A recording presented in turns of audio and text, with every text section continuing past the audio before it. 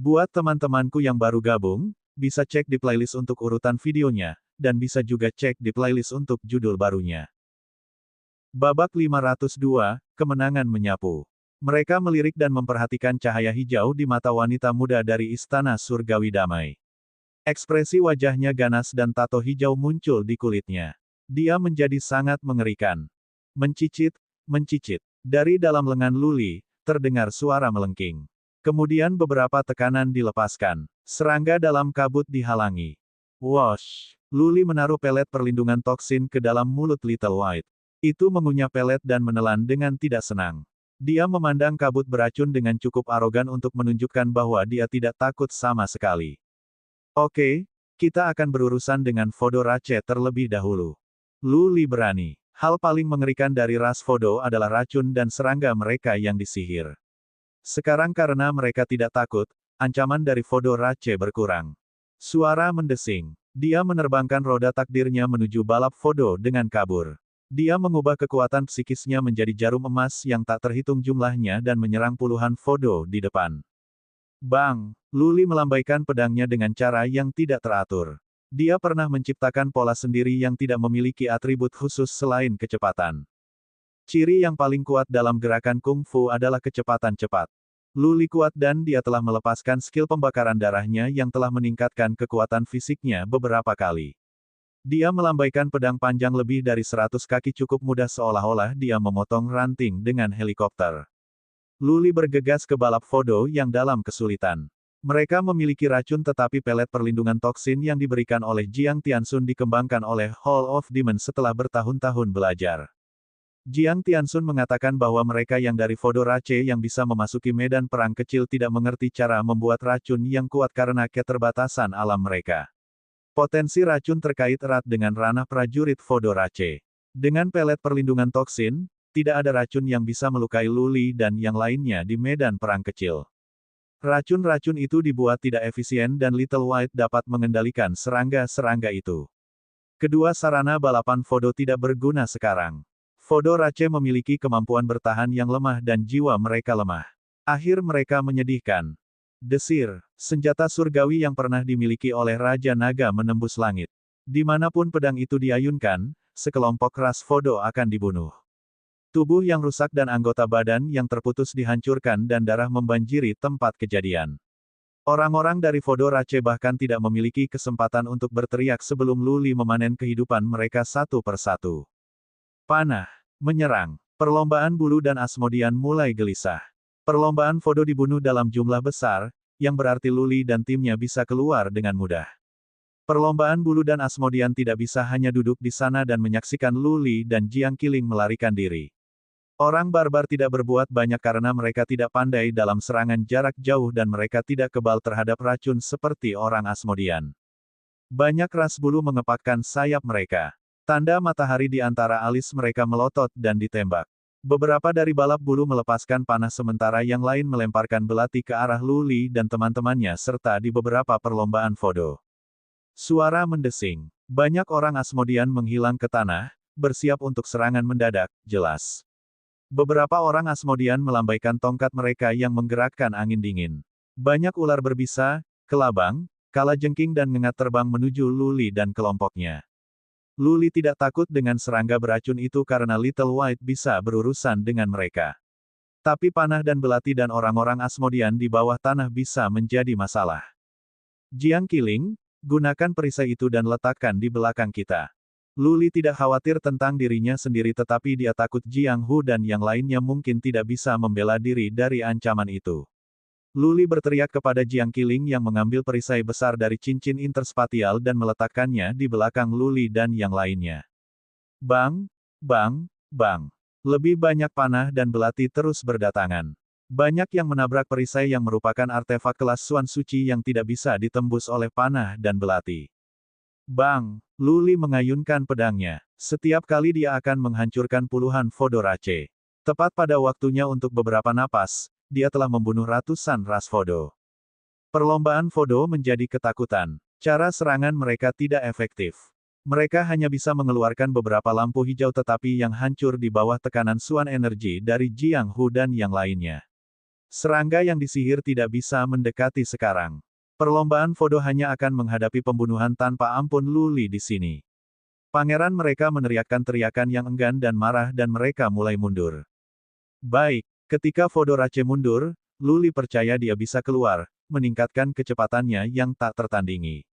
Mengingat kemungkinannya, Luli dan tim bisa bebas. Plus, dengan keterampilan cloning, siapa lagi yang bisa mengejar ketinggalan? Jiang Hu dan yang lainnya senang. Namun, sebelum senyum di wajah mereka mekar, mereka menemukan tanah retak. Kemudian, lusinan Asmodean melompat keluar dengan kecepatan yang mengerikan. Mereka begitu dekat dengan roda takdir sekaligus. Setiap dari mereka memegang tombak yang mencolok di tangan mereka dan menikam roda takdir. Apa yang direncanakan para Asmodean adalah untuk memecahkan roda nasib Luli terlebih dahulu. Mereka percaya bahwa begitu itu rusak, Luli akan mengalami cedera serius dan semua yang lain harus menunggu kematian mereka. Kamu menembak dirimu sendiri. Luli mendengus. Jarum emas kekuatan psikis mengalir deras. Tak satu pun dari orang Asmodean yang berhasil naik bisa bergerak. Luli menghancurkan Fate Wheel-nya dengan paksa. Ledakan. Lusinan Asmodean dihancurkan. Luli memeriksa situasinya. Alih-alih berlari, dia terbang kembali. Pada saat yang sama, ia menghasilkan puluhan klon dan mengendalikan mereka untuk pindah ke semua sisi. Aku ingin menyerbu ke balap bulu dan pasukan Asmodean. Apakah kamu punya nyali untuk pergi bersamaku? Teriak Luli. Merasakan gelombang gairah, Jiang Hu dan yang lainnya semua berteriak, ya, mari kita pergi. Mengisi. Jiang Qiling tidak mengatakan apa-apa tetapi dia bisa melihat mengapa Luli ingin melakukan ini. Perlombaan bulu dan Asmodean berlangsung cepat. Mereka terus mengeluarkan panah dan belati. Dai Feiyu tidak ada di sini untuk menyembuhkan mereka dan perisai Jiang Qiling tidak bisa bertahan lama. Jika mereka ingin bebas, pertama-tama mereka harus mengalahkan ras bulu dan pasukan Asmodean. Luli memelototi murid kerajaan dari perlombaan bulu dengan sebuah mahkota dan mengeluarkan niat membunuh saat dia meraung. Murid kerajaan dari balapan bulu, pergi ke neraka. Dia menerbangkan roda takdirnya kembali di atas kecepatannya dan langsung mendekati balap bulu. Luli menembakkan banyak jarum emas kekuatan psikis dan kemudian mengayunkan pedangnya. Lusinan ras bulu dipotong menjadi dua dan darah berceceran ke langit. Ledakan. Dua dari Feather Rache tidak dipotong menjadi dua tetapi sayap mereka terputus. Tidak lagi bisa terbang, mereka jatuh dengan cepat, mengaduk debu dan menangis kesakitan. Luli menerbangkan roda takdirnya dan menyerbu pasukan balap bulu. Jiang Hu dan yang lainnya melepaskan berbagai keterampilan mereka seperti orang gila untuk membebaskan diri dari hujan panah. Wosh! Jiang Qiling mengendalikan perisai besar untuk melindungi mereka. Dia memfokuskan pikirannya pada perisai untuk menghentikan panah sebanyak yang dia bisa dan berusaha untuk tidak mempengaruhi Luli pada saat yang sama. Luli mulai menggunakan Blood Claw. Hujan panah sangat deras sehingga perisai tidak bisa menghentikan mereka semua. Dia harus menghancurkan beberapa dengan cakar darahnya atau dia akan berubah menjadi sarang. Awalnya, keempat pasukan dari ras alien masing-masing menduduki satu sisi sehingga mereka dapat membuat lingkaran yang akan mengintimidasi dan menghalangi Luli dan tim. Tetapi formasi mereka telah menjadi beban mereka sekarang. Ada terlalu banyak dari mereka untuk menyebar. Luli menyerbu ke pasukan tetapi Feather Rache tidak bisa melancarkan serangan seperti yang mereka lakukan karena mereka bisa terluka oleh api persahabatan. Luli, di sisi lain, tidak memiliki kekhawatiran seperti itu. Semua prajurit ras bulu yang berada dalam jarak beberapa ratus kaki berada di bawah serangan jiwa Luli. Prajurit balap bulu dibuat bingung dan mereka tidak bisa lagi melarikan diri atau menyerang. Apa yang menanti mereka di depan sedang dibantai oleh Luli dan Jiang Hu. Babak 503, kalahkan musuh. Jiang Qiling telah memberikan cukup banyak energi jiwa pada Luli. Selain itu, setelah energi surgawi diserap oleh tanda naga perak, itu memberikan energi yang lebih ajaib kepada Luli dan jiwanya menjadi lebih kuat akibatnya. Juga, energi jiwa Luli tampaknya telah berubah ke kondisi yang berbeda. Luli bisa membentuk lebih dari 10.000 jarum emas dengan kekuatan psikisnya sekarang. Jarum-jarum itu mungkin tidak sekuat pisau, tetapi tidak lemah. Yang penting adalah jumlah semata. Ratusan jarum emas kekuatan psikis menerobos para pejuang Feather Rache dan mulai menyusup ke dalam Soul Pons mereka. Warriors of the Feather Rache telah kehilangan akal. Mereka merasakan sengatan dalam jiwa mereka seolah-olah mereka terkoyak. Bagaimana mereka bisa memedulikan tubuh mereka dan melawan? Murid kerajaan dari ras bulu menyaksikan segalanya. Dia melihat bagaimana Luli membantai begitu banyak ras bulu dengan mudah. Murid kerajaan itu panik. Luli sudah cukup dekat dengannya sekarang. Menimbang bahwa kecepatan keduanya sangat mirip, murid kerajaan akan mati di tangan Luli jika jarak di antara mereka terlalu pendek. Berdengung, sinar cahaya yang menyilaukan dan cerah seperti matahari keluar dari antara alisnya. Selanjutnya, busur emas muncul di tangan murid kerajaan. Dia mengeluarkan lebih dari 10 panah ke arah Luli. Panah yang terhubung ujung ke ujung dengan kekuatan sedemikian rupa sehingga mereka menembus ruang, meninggalkan celah-celah kecil. Luli merasakan bahaya. Dia mendongak dan melihat seberkas cahaya keemasan menyambarnya, merobek ruang. Dia memperhatikan busur emas di tangan murid kerajaan. Luli tahu bahwa busur itu adalah harta karun. Itu pasti salah satu artefak kelas Suan Suci yang mengesankan jika bukan relik kuasi. Berdengung, Jiang Qiling memperhatikan bahwa sebelum Luli jadi dia memindahkan perisai untuk melindungi Luli. Dia tahu bahwa panah emas ini lebih kuat daripada panah rata-rata dan khawatir Luli bisa terluka. Bang, bang, bang, bang. Panah yang tak terhitung menabrak perisai yang melotot dan bergetar. Setelah 5 serangan panah, tatapan perisai mereda. Itu menyusut dan terbang kembali ke tangan Jiang Qiling. Darah merembes keluar dari sudut mulutnya. Tongkang, Luli memegang pedangnya dan meretas panah yang datang. Sementara pedang dan panahnya bertemu bersamaan, gelombang kekuatan mengalir di lengannya. Dia hampir kehilangan cengkeraman senjata surgawi Raja Naga. Hampir saja, pedang Luli meluncur menjauh sehingga dia harus menggunakan cakar darah untuk menghancurkan panah. Bang, bang, bang. Lebih banyak panah terus berdatangan dan dihancurkan oleh cakar darah Luli. Itu tidak mengecewakannya karena bisa menembus semua panah. Panah yang dikeluarkan oleh murid kerajaan dari ras bulu semua hancur di cakar darah Luli. Tidak ada yang berdiri di depannya. Tidak sopan untuk tidak mengembalikan apa yang baru saja aku terima. Kamu, bersiaplah untuk kematianmu. Luli berteriak dengan dingin dan marah. Sekali lagi, ia menghasilkan puluhan klon dan melepaskan banyak jarum emas kekuatan psikis. Kali ini, dia tidak membunuh siapapun. Sebagai gantinya, dia maju ke depan dan menyapu ke segala arah dengan pedang, menghancurkan semua perlombaan bulu di jalannya sementara dia dan beberapa klon berlari menuju murid kerajaan. Bang, bang, bang. Satu klon demi satu hancur. Luli semakin dekat dengan murid kerajaan yang akhirnya merasa takut dengan menatap mata dingin Luli. Sudo, murid kerajaan memberi perintah untuk mundur atau setidaknya meninggalkan daerah ini. Luli tidak lebih lambat darinya. Murid kerajaan tidak akan membiarkan Luli mendekatinya. Hidupnya terlalu berharga untuk disia-siakan di sini. Yang lebih menakutkan adalah serangan Luli. Dia telah membunuh lebih dari 1000 dalam rentang waktu yang singkat sementara hanya satu orang yang meninggal di pihak Luli. Murid kerajaan dari ras bulu takut sampai ke tulangnya. Murid kerajaan dari ras bulu tidak senang karena salah satu dari bangsanya telah meninggal, ras barbar tidak meluncurkan serangan, dan ras Fodo telah melarikan diri. The Federace mundur dengan kecepatan cepat. Luli bisa menyusul mereka, tetapi itu tidak akan berguna baginya. Semakin banyak orang Asmodian yang mengejarnya dan ras barbarian siap untuk menyerang juga. Haruskah kita membunuh mereka atau tidak? Luli menoleh ke Jiang Hu dan yang lainnya. Jiang Qiling terluka sehingga Luli memiliki pikiran kedua. Di sisi lain, Jiang Hu dan yang lainnya tampaknya terstimulasi. Salah satu tuan muda berkata dengan keras, "Ya, mari kita injak anak-anak lelaki itu." Semua orang dipenuhi amarah dan amarah.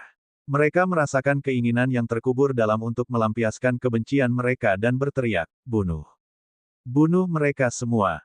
Luli mengambil keputusan dan berbalik untuk menghadapi orang-orang Asmodian. Dia melepaskan jarum emasnya, membuat Asmodian yang mengisi masih. Kemudian dia membantai mereka dengan pedang. Asmodian berusaha mengejar Luli. Mereka tidak menyangka Luli akan membalas dan formasi mereka menjadi berantakan. Mengingat bahwa ras Fodo dan ras Bulu telah berjalan untuk hidup mereka dan Asmodian tidak bodoh, moral mereka rendah. Swiss. Dari ruang di sebelah kiri Luli, sebuah bayangan terbang menuju seorang prajurit keluarga Du. Luli berusaha membunuh 3 Asmodian lainnya di sebelah kiri sehingga dia tidak bisa datang untuk menyelamatkan prajurit itu tepat waktu. Dia harus melepaskan jarum emas kekuatan psikisnya sambil berteriak, "Awas! Namun sudah terlambat. Jarum emas kekuatan psikis telah memasuki kepala Asmodean tetapi tombaknya juga menusuk ke kepala prajurit keluarga Du. Bang! Kepala prajurit keluarga Du dihancurkan, yang membuat Jiang Hu dan lainnya marah. Jiang Hu meretas Asmodean menggunakan pedangnya dan membunuhnya. Jika Asmodean tidak mundur, kita harus mundur. Lu Li tahu bahwa mereka tidak bisa terus seperti ini lagi. Mereka harus menemukan kesempatan untuk mundur sebelum setiap orang ditikam sampai mati oleh orang Asmodean. Lu Li melirik kerumunan orang Asmodean dan memperhatikan orang dengan penampilan yang agak aneh. Asmodean itu setengah telanjang, mengenakan celana pendek hitam. Itu pendek dan kecil dan wajahnya kurus. Itu memegang pedang dengan cahaya merah samar. Sekelompok orang Asmodean mengelilinginya. Lu Li bisa mengatakan bahwa yang ini pastilah murid kerajaan. Menunjuknya dengan pedangnya, Lu Li berteriak dengan marah. Itu adalah murid kerajaan para Asmodean. Bunuh yang itu. Dengan mengatakan itu, Lu Li terbang di atas roda nasibnya. Orang-orang Asmodean turun ke dalam kekacauan. Mereka mengelilingi murid kerajaan mereka dan mulai menarik diri, meninggalkan belasan untuk menutupi retret mereka. Baik, Lu Li merasa lega. Begitu orang-orang Asmodean mundur, begitu juga ras barbar. Lu Li dan timnya bisa kembali ke tempat yang aman. Tapi dia tidak membiarkan penjagaannya turun.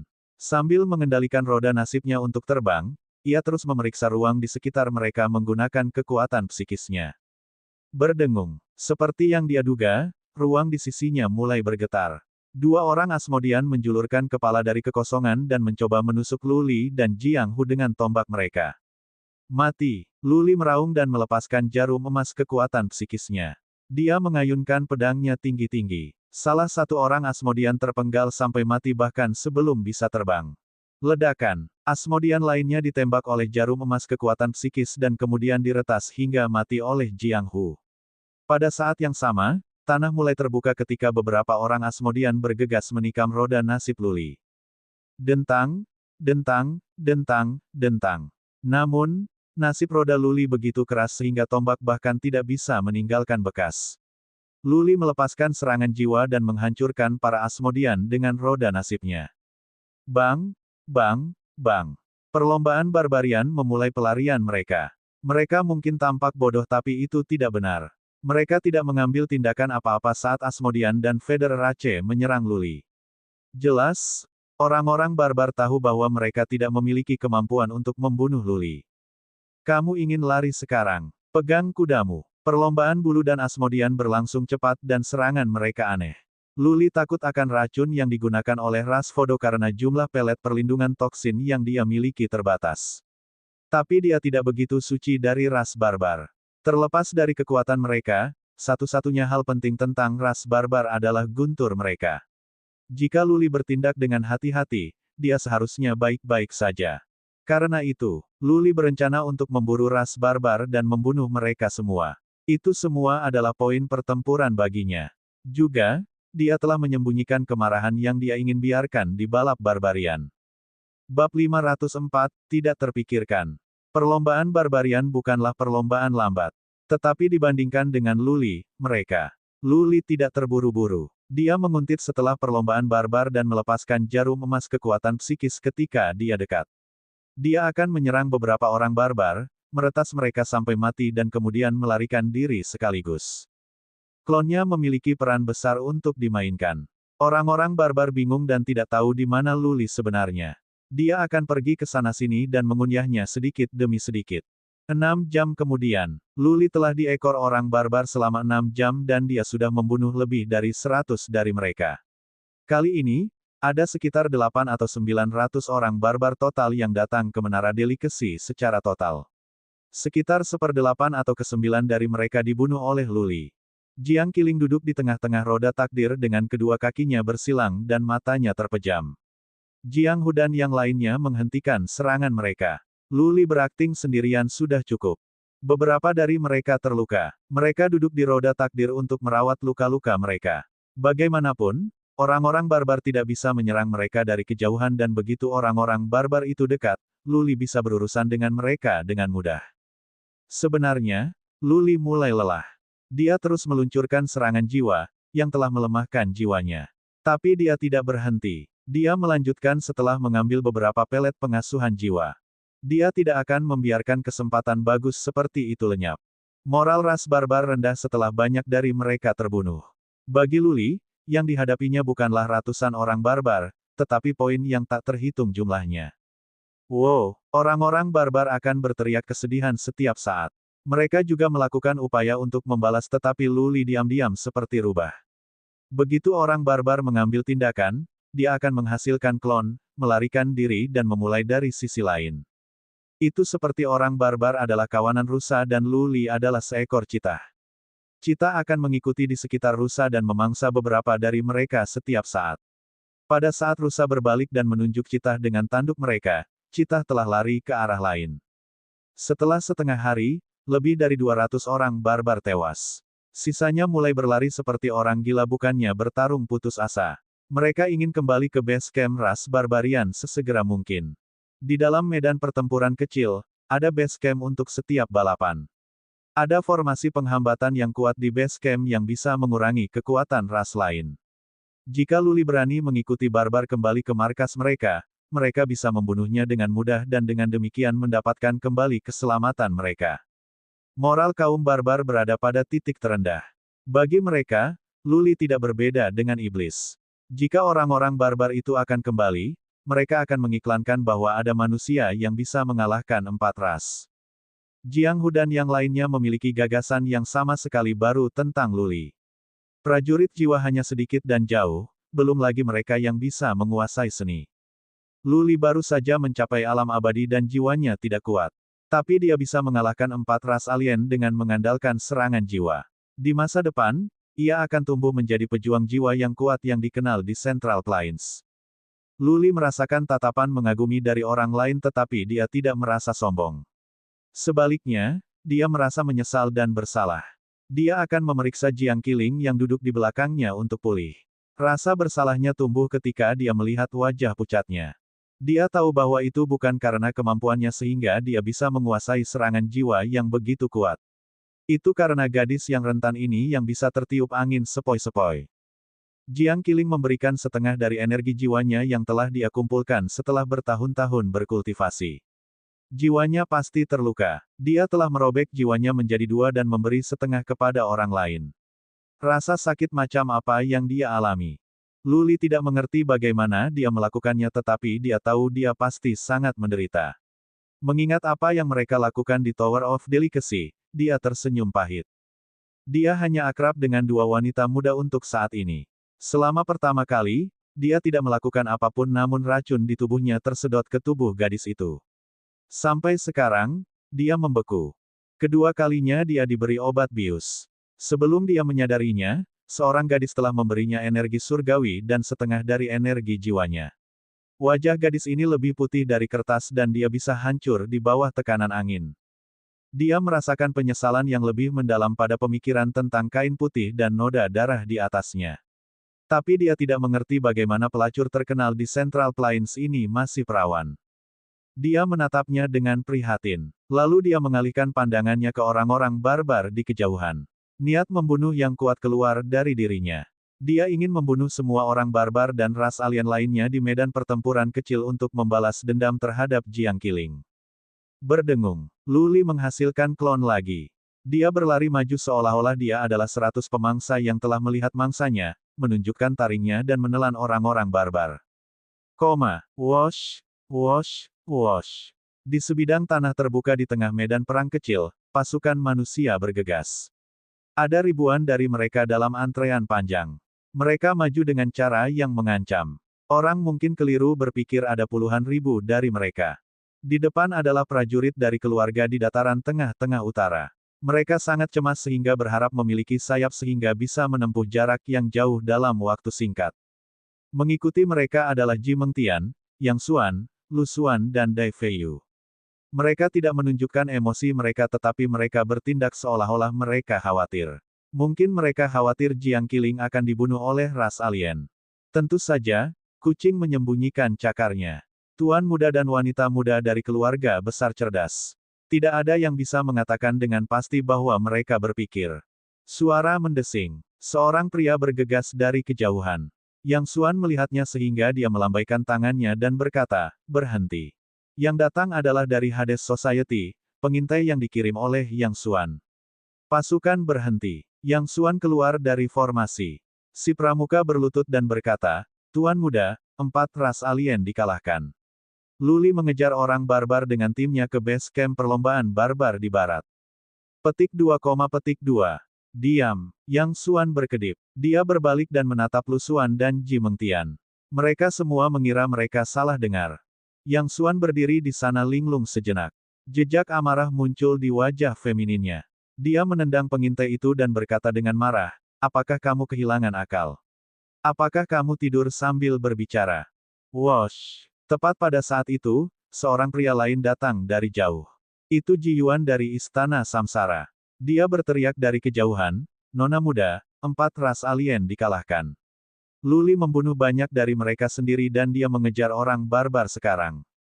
Apa? Mereka ditangkap dengan syok. Satu scout mungkin mendapatkan informasi yang salah tetapi tidak dua. Terlebih lagi, kedua prajurit telah melaporkan kembali berita yang sama sehingga itu pasti benar. Para pejuang dari keluarga-keluarga di dataran tengah-tengah utara menangis gembira. Salah satu dari mereka berteriak, bagaimana dengan Lady Qi? Apakah dia baik-baik saja? Dia adalah. Ji Yuan menjawab tanpa emosi, dia sepertinya terluka tetapi saya tidak berpikir itu serius. Kilatan dingin muncul di mata Ji Mengtian. Dia menatap Lu Xuan dan mereka saling membaca ketakutan satu sama lain. Mereka merasakan angin dingin mengalir di punggung mereka, gemetar ketakutan.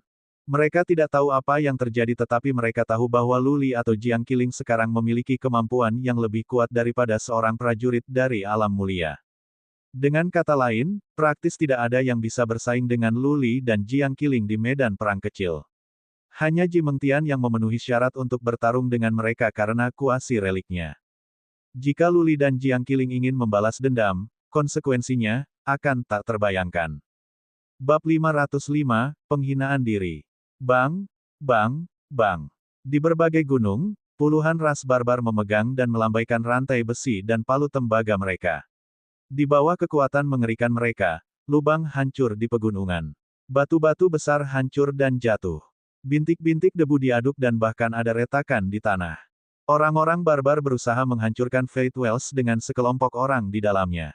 Setiap orang jelas dan realistis. Seorang pejuang tidak bisa membedakan mereka dengan kekuatan psikis, apalagi dengan mata telanjang. Satu klon demi satu hancur dan runtuh di udara. Di mata orang-orang barbar, ada keputusasaan. Mereka telah melihat ini datang. Beberapa energi aneh memasuki otak mereka dan membuat jalan ke Soul Pons mereka, menembus dari semua sisi. Orang-orang barbar itu hanya orang biasa sehingga mereka tidak memiliki perlindungan di luar jiwa mereka. Dalam sekejap, semua orang barbar merasakan sengatan dalam jiwa mereka, membuat mereka kehilangan kendali atas tubuh mereka. Mereka hanya bisa berdiri diam di sana. Swiss. Dengan suara menusuk, pedang besar melintas di tengah cahaya yang menyilaukan dan mendarat di kepala seorang barbar. Setelah 2 gerakan cepat, kepala si barbar hancur dan dia jatuh. Gunung menjadi tempat peristirahatan terakhirnya. Wosh! Pedang bergerak dengan cepat dan serangan tidak pernah berakhir. Dengan setiap 2 gerakan, satu orang barbar akan memiliki kepala yang hancur. Orang barbar biasanya kuat di pertahanan. Namun mengingat bahwa jiwa mereka dalam kekacauan, mereka tidak bisa mengelak atau memicu energi Xuan mereka. Pedang, di sisi lain, adalah artefak kelas Xuan suci dan digunakan oleh yang tidak lebih lemah dari kekuatan barbar. Tidak mungkin orang barbar bisa mengatasinya. Pada waktu hanya untuk lebih dari selusin napas, lebih dari setengah dari 20 orang barbar dibunuh. Sisanya baru saja sadar ketika angin sepoi-sepoi masuk ke Soul Pons mereka lagi dalam bentuk kebutuhan emas. Satu-satunya akhir bagi mereka adalah menunggu dengan putus asa agar kepala mereka dihancurkan dan akhirnya mereka mati. Ledakan. Yang terakhir runtuh ke tanah. Luli menyingkirkan pedangnya dan mengambil sebutir pelet jiwa. Dia mengambil napas dalam-dalam beberapa kali sebelum dia menerbangkan roda takdirnya ke depan untuk mengejar ketinggalan dengan lebih banyak orang barbar.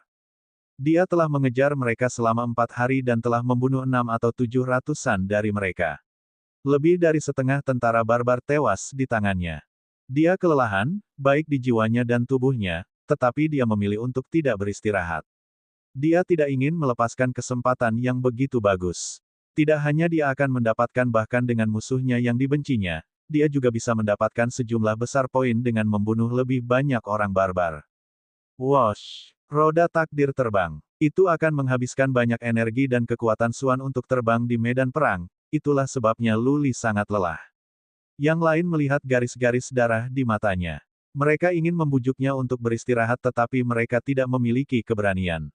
Jiang Qiling masih duduk di belakangnya dengan menyilangkan kakinya.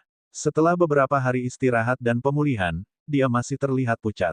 Dia terluka dalam jiwanya, bukan tubuhnya. Jiwa yang terluka adalah yang paling sulit untuk dipulihkan. Bahkan mungkin mempengaruhi kultivasinya selama sisa hidupnya. Itu tidak mungkin untuk kembali ke keadaan semula dalam waktu singkat. Lu Li, bagaimana kalau kita istirahat? Kita bisa meluangkan waktu untuk membunuh ras alien itu. Kita punya banyak waktu. Orang-orang hanya bisa masuk dan tidak keluar dalam 6 bulan. Akhirnya, Jiang Qiling membuka matanya dan berbicara dengan lembut. Lu Li berbalik dengan kejutan yang menyenangkan. Dia menatap matanya yang redup dan bertanya dengan khawatir, "Qiling, bagaimana perasaanmu?" "Lebih baik." Jiang Qiling memaksakan senyum dan berkata, "Tidak apa-apa. Aku akan baik-baik saja setelah aku beristirahat selama 10 hari atau setengah bulan. Jangan khawatir tentang aku. Cari tempat untuk beristirahat dan kita bisa pergi setelah ras alien nanti. Kamu dapat membunuh ras alien di medan perang kecil sekarang. Kami tidak terburu-buru." Petik 2. Baik, Lu Li bisa memalingkan telinganya ke orang lain tetapi tidak ke dia. Dia memeriksa sekeliling dan berkata, "Aku akan menemukan tempat bagi kita untuk berkemah dan beristirahat." Jiang Qiling tersenyum dan mengangguk. Lu Li tidak keberatan dengan orang-orang barbar di depan mereka lagi. Dia terbang berkeliling di daerah dengan radius 30 mil dan menemukan sungai. Naik ke sungai, dia menemukan sebuah lembah dan menerbangkan semua orang. Jiang Hu. Lu Li memberi isyarat kepada Jiang Hu yang turun. Dia pertama-tama memastikan bahwa air itu tidak diracuni sebelum mengeluarkan tenda. Pada saat yang sama, prajurit lain dikirim untuk berpatroli di dekatnya sementara orang lain pergi memancing di sungai atau berburu binatang buas kecil untuk menyiapkan makanan panas. Lu Li tidak mengawasi semua itu. Dia meletakkan roda nasibnya, mengambil tangan Jiang Qiling dan berjalan ke padang rumput di tepi sungai bersamanya. Mereka duduk. Dia menatapnya, merasa ada terlalu banyak hal yang ingin dia bicarakan dengannya. Tetapi pada akhirnya, satu-satunya hal yang bisa dia katakan adalah, "Qiling, aku akan bertanggung jawab untukmu." Haha, dia menggelengkan kepalanya dan menjawab sambil tersenyum, "Kamu tidak bisa. Aku adalah prajurit masa depan yang terpilih. Jiang Wuo tidak akan pernah membiarkanmu menikah denganku. Kamu adalah murid keluarga Lu yang ditinggalkan. Bagaimana kamu bisa menikah denganku?" Lu Li memaksakan senyum. Dia bisa mengatakan bahwa dia mengatakan ini untuk bersenang-senang tapi itu masuk akal. Akan sulit baginya untuk menikahinya. Ada jalan panjang baginya untuk mendapatkan kepercayaan dari Jiang Wuo dan Paviliun Delicacy. Jiang Qiling melanjutkan dengan senyum ringan, "Saya tidak peduli dengan identitas dan saya tidak menginginkan itu. Saya memiliki reputasi yang buruk. Menikahi saya akan mengubah Anda menjadi lelucon bagi semua yang lain di dunia. Saya senang menjadi teman dekat wanita Anda. Identitas, bukanlah sesuatu yang saya pedulikan." Petik 2. Reputasi. Lu Li mengerutkan kening saat dia mengingat sesuatu, kain putih yang ternoda. Dia ingin bertanya tentang hal itu tetapi takut menyakiti perasaannya. Jiang Qiling, bagaimanapun, pintar. Dia melihat sekeliling untuk memastikan bahwa tidak ada orang di sekitar dan berbisik kepadanya, "Apakah kamu terkejut?" Aku mungkin sudah menyerah pada diriku sendiri tetapi aku tidak pernah bercanda tentang tubuhku sendiri. Aku dilahirkan di rumah tangga yang terhormat. Aku tidak akan pernah melakukan hal-hal yang tidak tahu malu. Faktanya, kadang-kadang, saya hanya ingin menemukan seseorang untuk kembali ke Jiang Wuo. Saya ingin mempermalukan diri sendiri sehingga saya bisa menjadi penghinaan baginya. Seperti yang aku duga, Lu Li akhirnya mengerti. Jiang Qiling telah memalsukan semua tindakan selatinya dan dia telah mengadakan pertunjukan di banyak kesempatan.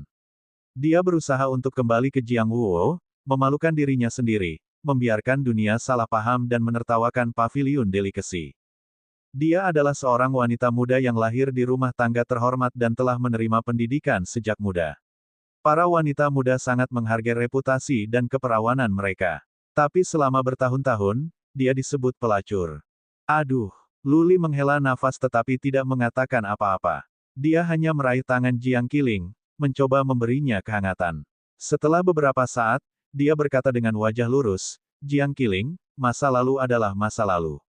Mulai sekarang, selama aku ada di sana, aku tidak akan membiarkanmu menderita lagi. Siapapun yang ingin melukai kamu harus membunuh saya dulu. Petik 2. Air mata mengalir di pipinya. Dia menatapnya dengan senyum, menangis dan tertawa pada saat yang sama. Khawatir tentang hal lain, dia melemparkan dirinya ke dalam pelukannya, mengangguk dan berkata, Luli, apa yang kamu katakan sudah cukup. Jika aku harus mati sekarang, aku akan dengan senang hati menerima. Tidak ada pembicaraan kematian. Luli menggelengkan kepalanya dan berkata, kita harus hidup terus. Kita akan melihat semua keindahan dan kemuliaan di dunia dan kita akan naik ke puncak dunia. Kami akan memastikan bahwa semua yang telah menggertak dan menganiaya kamu akan membayar iuran mereka. Qiling, maukah kamu terus maju bersamaku? Petik 2. Ya saya akan. Jiang Qiling mengangguk dengan air mata di matanya dan mulai menangis seperti anak yang tidak bersalah. Bab 506, Base Camp dari Ras Barbar. Mereka beristirahat selama sehari di tepi sungai. Luli dan Jiang Qiling makan sepuas hati mereka, lalu Luli pergi tidur nyenyak di tendanya. Tidur adalah ramuan terbaik. Kadang-kadang, tidur lebih baik daripada mengambil banyak pelet jiwa. Luli menikmati pesta lagi setelah dia bangun sebelum dia menerbangkan semua orang kembali ke markas mereka. Jiang Qiling terlalu lemah dan dia harus beristirahat dengan baik. Rencana Luli adalah mengirim mereka kembali dan pindah sendiri. Jiang Qiling menolak gagasan itu ketika dia mendengarnya dan mengklaim dia ingin pergi dengan Luli. Kali ini, Luli meletakkan kakinya dan menuntutnya untuk kembali. Akhirnya, dia setuju. Dia mengerti bahwa karena jiwanya terlalu lemah sekarang, itu akan memakan waktu 10 hari atau bahkan setengah bulan sebelum dia bahkan bisa berjalan lagi. Dia akan membutuhkan 2 atau 3 bulan untuk pulih sepenuhnya. Selama 2 atau 3 bulan, dia tidak akan membantu Luli. Sebaliknya, dia akan menjadi beban baginya. Dia setuju untuk kembali karena dia tahu Luli datang untuk mendapatkan poin untuk mendapatkan ramuan Bai Qiuxue. Luli menerbangkan mereka kembali ke markas dengan nasibnya. Mereka bertemu beberapa ras alien di sepanjang jalan. Dia bisa berurusan dengan ras alien itu sendirian tanpa bantuan orang lain. Beberapa hari berlalu tetapi mereka tidak menemukan sekelompok besar manusia. Mereka hanya melihat beberapa pejuang manusia yang lebih cenderung menjadi pengintai. Luli tidak memperhatikan mereka saat dia bergegas kembali ke base camp. Luli terbang langsung menuju base camp dengan kecepatan cepat. Hanya dalam 5 atau 6 hari, mereka tiba di dekatnya di mana ada lebih banyak pejuang manusia. Mereka menatapnya seolah dia monster. Luli tidak mengatakan apa-apa di sepanjang jalan dan tidak menunjukkan ekspresi. Tidak ada yang tahu apakah dia bahagia atau kesal. Pada saat mereka tiba di base camp, mereka bertemu lebih banyak lagi pejuang manusia. Luli melihat dua wajah yang dikenalnya dari kejauhan, Lulin dan Lu Hongyu. Keduanya senang ketika mereka melihat Luli dari jauh.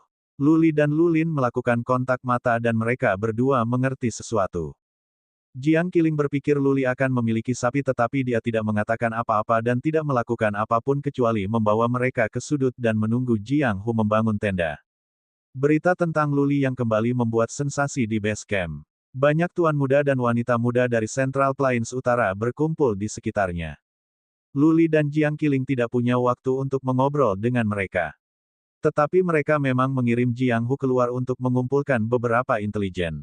Pada saat tenda mereka dibangun, Jiang Hu kembali dengan informasi. Pasukan prajurit manusia sedang dalam perjalanan untuk menyelamatkan Jiang Qiling dan Luli. Ketika mereka mengetahui bahwa Luli telah mengalahkan pasukan dari 4 ras alien, pasukan kembali ke base camp, setelah itu Ji Mengtian, Yang Xuan, dan Lu Xuan semua pergi dengan tim mereka untuk memburu ras alien.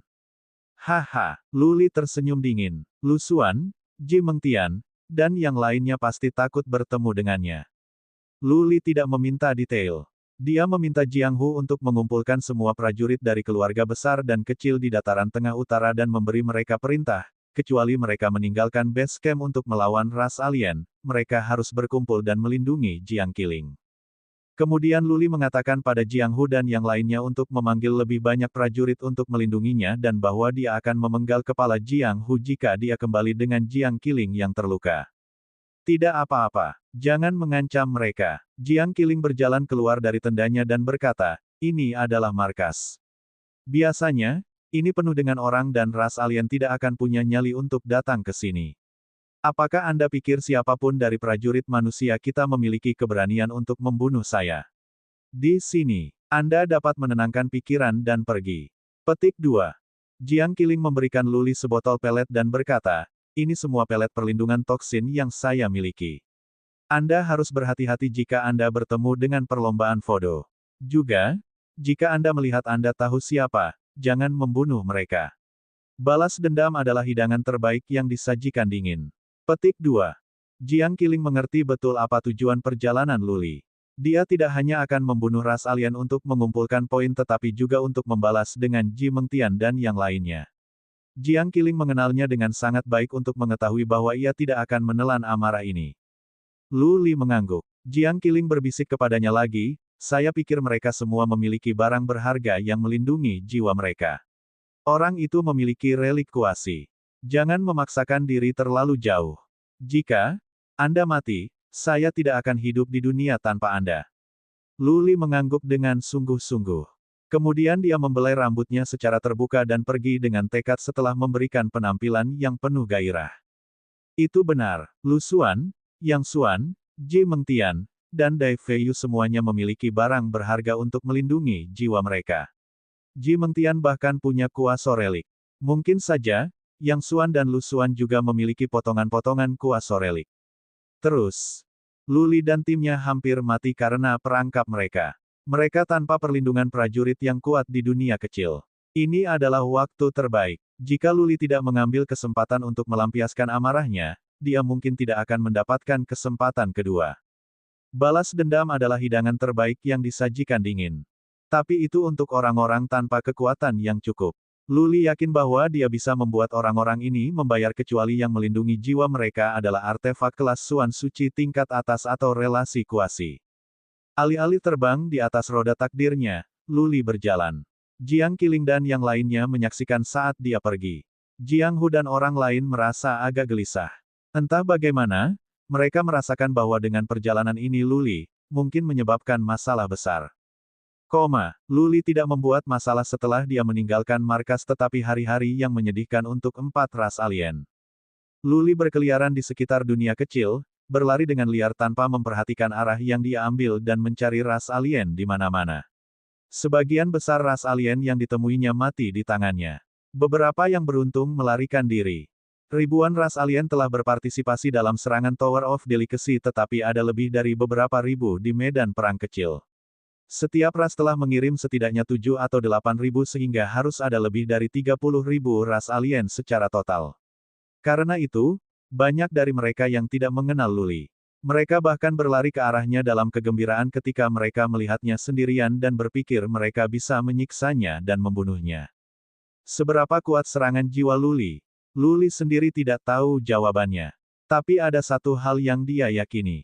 Dia bisa mengalahkan prajurit manapun di bawah alam manusia berdaulat tanpa barang berharga perlindungan jiwa. Adapun ras alien dengan perlindungan jiwa mereka, Luli tidak pernah bertemu yang seperti itu. Secara teoritis, murid kerajaan dari 4 ras alien harus memiliki perlindungan seperti itu tetapi dia tidak memiliki kesempatan untuk terlibat dengan mereka dalam pertempuran. Para murid kerajaan pasti telah kembali ke markas masing-masing. Membunuh, beristirahat dan mempelajari serangan jiwa, Luli telah menjalani hari-hari yang bermanfaat. Dia telah berkeliaran di alam liar selama setengah bulan. Selama waktu ini, ia telah kehilangan jumlah semua ras alien yang mati di tangannya. Dia melakukan perhitungan kasar dan menyadari bahwa dia pasti telah membunuh setidaknya 4 atau 5 ribu dari mereka. Mempertimbangkan yang dia bunuh di luar Tower of Delicacy, dia telah membunuh lebih dari 6 ribu ras alien. Dia tidak tahu berapa banyak poin yang harus dia kumpulkan untuk mendapatkan obat Bai Qiuxue sehingga dia harus berburu ras alien tanpa lelah dan membunuh mereka satu persatu. Dia berlari melintasi banyak tim manusia selama setengah bulan ini tetapi dia kecewa, dia tidak pernah melihat Ji Mengtian, Yang Xuan dan Lu Xuan, bahkan tidak satu pun dari mereka. Dia berspekulasi bahwa Ji Mengtian, Yang Xuan, dan Lu Xuan pasti telah mengirim pengintai. Keberadaannya tidak boleh menjadi rahasia bagi mereka sehingga mereka akan menghindari bertemu dengannya. Luli tidak terburu-buru karena masih ada banyak waktu yang tersisa sebelum waktu habis. Tidak ada yang bisa pergi setelah setengah tahun. Cepat atau lambat, mereka akan bertemu. Luli melanjutkan setelah beristirahat selama setengah hari. Dia membuat sarung dan membawa senjata surgawi di punggungnya. Ini bukan stand mode. Luli akan sering bertemu musuh dan dia bosan menggunakan cincin interspatialnya.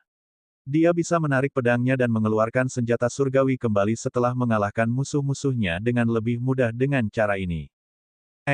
Puluhan mil di depan, Luli melihat sebidang tanah kosong dan beberapa sosok besar yang samar-samar terlihat di tanah itu.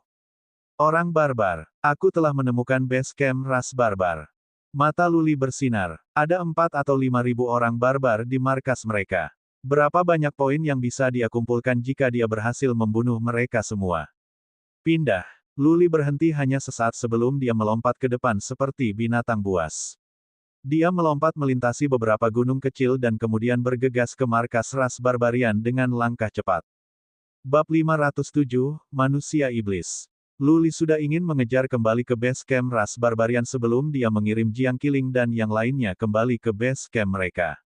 Satu-satunya alasan dia tidak melakukannya terakhir kali adalah karena Jiang Qiling menghentikannya. Dia telah berkeliaran selama setengah bulan dan kehilangan arah. Secara tidak sengaja, dia menemukan base camp ras barbarian. Takdir, ada pengintai yang berpatroli di luar base camp barbarian Rache. Luli yang datang dengan cara yang terbuka membuat waspada para pengintai itu. Dalam sekejap, beberapa orang barbar menjerit dan berlari ke arah Luli dengan marah. Namun, ketika salah satu orang barbar melihat itu adalah Luli, dia takut mati. Matanya yang seperti bel penuh dengan kengerian.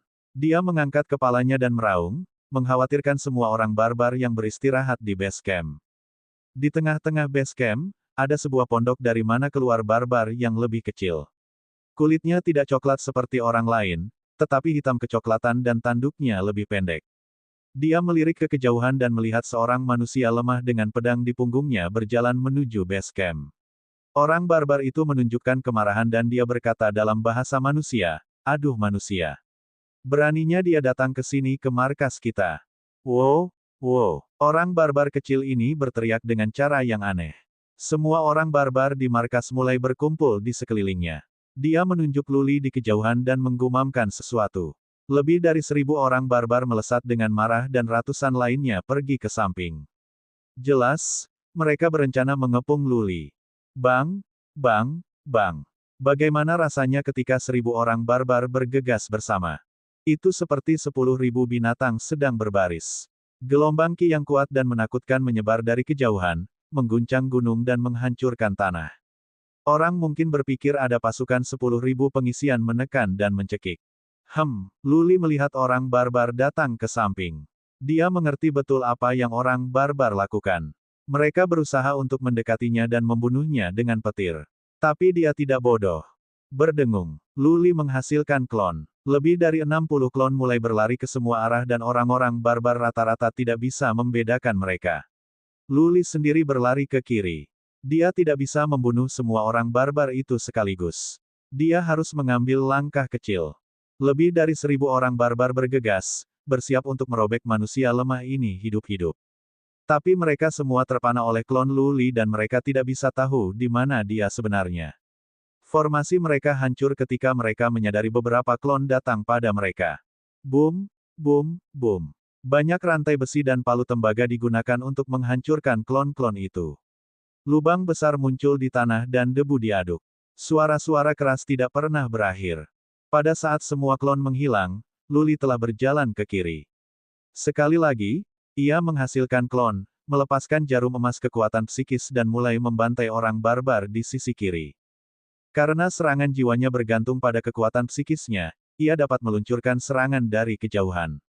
Dia tidak berada di dekat orang barbar sehingga mereka tidak bisa menggunakan rantai besi dan palu tembaga untuk menyakitinya. Mereka bahkan tidak bisa menghasilkan petir sebelum mereka merasakan kekacauan dalam jiwa mereka. Raungan, raungan. Orang-orang barbar berteriak dengan marah seolah-olah mereka adalah sekelompok beruang yang ketakutan. Mereka berteriak dan berlari ke arah Luli. Seperti yang telah dilakukannya, Luli menggunakan strategi lama. Dia terus memproduksi lebih banyak klon untuk membingungkan orang barbar. Kemudian dia akan menemukan target. Dia akan pergi ke sana-sini dan pergi tepat setelah dia berhasil membunuh beberapa. Dia tidak pernah berlama-lama dalam satu pertarungan. Boom, boom, boom. Setiap kali Luli bergerak, dia bisa menghancurkan kepala 4 atau 5 orang barbar yang semuanya jatuh ke tanah dengan kepala terpotong. Darah menodai tanah di luar base camp merah. Beberapa orang barbar telah melihat betapa ganas Luli tetapi banyak lagi yang tidak. Alih-alih merasa takut setelah menyaksikan begitu banyak orang barbar yang terbunuh, banyak yang mulai mengejar Luli dengan gila sambil mengaum. Hahaha, Luli akan tertawa setiap saat untuk memancing orang-orang barbar. Selanjutnya, dia akan memancing sekelompok barbar ke kejauhan. Lagi pula, terlalu banyak orang barbar. Dikepung dan dipukul oleh petir bukanlah lelucon. Dia bisa selamat tetapi itu masih berbahaya. Oleh karena itu, Luli memancing sekelompok barbar ke kejauhan. Dia membunuh mereka dan kembali untuk memikat lebih dan lebih, lagi dan lagi dan lagi. Luli cepat. Orang-orang barbar bahkan tidak dalam kemampuan dan kecepatan terbaik mereka. Formasi mereka yang terpikat mulai membentang. Setelah Luli berlari lebih dari 30 mil, dia akan berhenti, berbalik dan memanen kepala orang barbar. Klon, jarum emas kekuatan psikis dan potongan acak dengan pedang telah membuat satu orang biadab kehilangan akal. Mereka jatuh ke tanah yang merupakan tempat peristirahatan terakhir mereka. Pertarungan darah dimulai dan itu berlangsung lama. Bukanlah tugas yang mudah untuk membunuh begitu banyak orang barbar dalam waktu singkat. Luli berkelahi selama 4 jam sebelum dia membunuh 4 atau 500 dari mereka. Aku akan pergi sekarang. Setelah membunuh kelompok barbar pertama, Luli mengambil keputusan dan terbang pergi. Waktu cukup. Tidak perlu baginya untuk membunuh mereka semua sekaligus. Dia membutuhkan waktu untuk beristirahat, untuk mengisi ulang dan memulihkan kemampuan bertarungnya ke puncak kalau-kalau kecerobohannya mungkin membuatnya dalam kesulitan. Luli menemukan sebuah gua terpencil di mana dia duduk dengan menyilangkan kakinya untuk mengolah selama setengah hari. Kemudian dia makan sepuasnya sebelum dia pergi ke markas orang barbar lagi. Sekelompok orang barbar bergegas keluar sambil berteriak sebelum murid kerajaan memberi perintah ketika Luli kembali. Dia mundur sambil bertarung. Sekali lagi, ia memancing sekelompok orang barbar pergi dan memulai pembantaian. Terus seperti ini berulang kali. Setelah beberapa hari, lebih dari setengah orang barbar di base camp dibunuh oleh Luli. Sekarang, semua orang barbar tahu betapa mengerikannya Luli. Tidak satu pun dari mereka yang pergi untuk memburu Luli kembali. Sebaliknya, Luli akan berjalan kembali dengan hati-hati setelah lebih dari setengah hari. Russell, Russell, Russell. Itu adalah hari yang berangin. Pasir menutupi matahari dan langit. Luli datang melalui pasir dan angin sendirian. Dia berpakaian seperti biasanya, jubah cian, yang memberinya tampilan halus. Dia membawa pedang di punggungnya tetapi tidak ada emosi di wajahnya. Langkahnya ringan. Sepertinya dia bahkan sedikit gemetaran dalam badai dan bisa ditumbuk oleh palu tembaga. Yang sedang berkata, manusia lemah ini telah menjadi mimpi buruk bagi orang barbar. Dia telah membunuh lebih dari 2000 orang barbar dalam beberapa hari. Begitu banyak orang barbar yang penuh vim dan vigor beberapa hari yang lalu telah menjadi tubuh dingin tanpa kepala. Luli berhenti sekitar 2000 kaki dari base camp. Dia berdiri di sana dengan tenang. Ada lebih dari 2000 orang barbar yang tersisa di markas tetapi tidak ada yang mau keluar. Manusia yang begitu kecil dihadapkan dengan ribuan orang barbar yang mirip binatang buas, tetapi orang barbar yang takut untuk bergerak. Itu tidak terduga dan tidak realistis tetapi itu adalah kebenaran. Luli menarik pedangnya perlahan dan menunjuk ke arah orang-orang barbar dari kejauhan. Dia tersenyum mengejek tetapi tidak mengatakan apa-apa. Ekspresi dan gerak-geriknya cukup menghina dan memprovokasi. Dia menertawakan orang barbar dengan diam dan menyebut mereka pengecut. Terlalu jauh. Murid kerajaan dari ras barbar sangat marah. Dia berteriak, menggigit giginya dengan kebencian. Memimpin, dia bergegas keluar dari base camp. Orang-orang barbar lainnya termotivasi ketika mereka melihat pangeran mereka mengambil tindakan sendiri. Mereka meraung dan mengikutinya dengan marah juga. Hahaha. Luli tertawa. Dia mengambil nasib roda dan terbang kembali sambil menghasilkan klon. Kali ini, dia pindah ke kanan untuk membunuh orang barbar rata-rata. Adapun murid kerajaan, Luli takut untuk melawan yang itu untuk saat ini karena dia diikuti oleh sekelompok orang barbar yang kuat. Juga, dengan menjadi murid kerajaan, ia harus memiliki sarana khusus untuk melindungi dirinya sendiri. Luli tidak bisa mengambil risiko sekarang. Pertempuran berdarah kembali lagi. Luli melangkah mundur saat dia melawan orang-orang barbar dan memancing sekelompok lagi dari mereka. Murid kerajaan itu mengejarnya sejauh 30 mil sebelum dia menyerah. Dia tidak secepat Luli dan pengawalnya melarang dia mengambil risiko seperti itu. Saya mendengar bahwa seorang wanita muda di sisi manusia telah menerima energi surgawi dari Kaisar Langit Terbalik dan dia akan menjadi prajurit pilihan untuk masa depan. Sekarang ada iblis dalam diri manusia. Apakah itu berarti bahwa perlombaan barbarian ditakdirkan untuk malapetaka? Petik 2. Murid kerajaan dari ras barbar menghela nafas. Dia punya perasaan. Jika Luli bisa selamat, setelah beberapa dekade, pemuda ini akan menjadi musuh terbesar bagi orang barbar. Bab 508, Slip Up. Luli kembali setelah hanya lebih dari setengah hari. Ratusan orang barbar yang mengejarnya menghilang. Hal yang sama terjadi lagi. Dia berdiri di luar base camp ras barbarian, mengarahkan pedangnya ke orang-orang barbar dari kejauhan dan tersenyum mengejek dan memprovokasi. Kali ini, pangeran dari ras barbar belajar dari pengalaman masa lalu. Dia tidak marah. Dia tahu bahwa begitu dia melakukannya, ratusan orang barbar lainnya akan mati. Sang pangeran tidak begitu marah sekarang sehingga dia benar-benar dipermalukan. Dia melarang orang barbar meninggalkan markas, terlepas dari teriakan dan provokasi Luli. Selama mereka berada di base camp, Luli tidak akan masuk. Hahaha. Luli memegang pedangnya untuk waktu yang lama, tetapi tidak ada orang barbar yang memperhatikannya. Dia tertawa dan berteriak pada Dragon Roar, saya mendengar bahwa orang barbar adalah pejuang yang pemberani. Tapi saya kecewa hari ini. Jadi saya melihat semua orang pemberani dari Anda telah mati dan sisanya dari Anda hanyalah pengecut, yang lebih memilih hidup daripada penghinaan. Petik 2.